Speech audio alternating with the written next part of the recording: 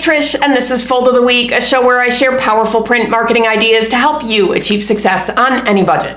Now, I'm a huge fan of envelopes and their proven effectiveness, but with the current supply chain issues and long lead times for envelopes, I wanted to focus this week on the pocket mailer, a solution that can carry loose materials efficiently without the protection of an envelope. I've got 4 variations to share with you, so let's take a closer look.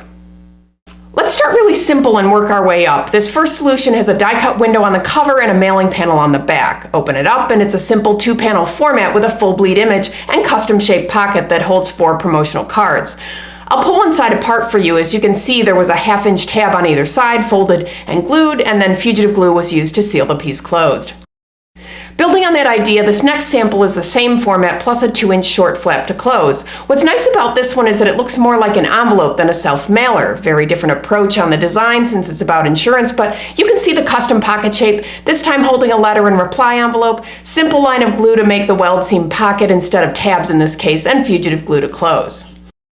Again, building on the previous sample, this third solution stretches that short panel into a full panel instead, which becomes the cover and turns the format into a trifold. This one enjoys a luxury of space for sure, and the curved pocket could hold a variety of different materials. This particular piece did not self-mail, but you can absolutely see the possibility on that. The size and proportion is perfect for letter mail.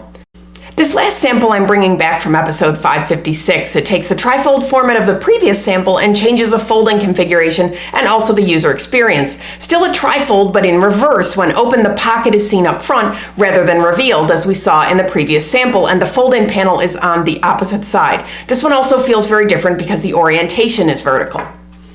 All great ideas, and now it's up to you to decide which one works best for your marketing campaign. A very special thanks to the creators of the samples featured in this episode for sharing their solutions with us.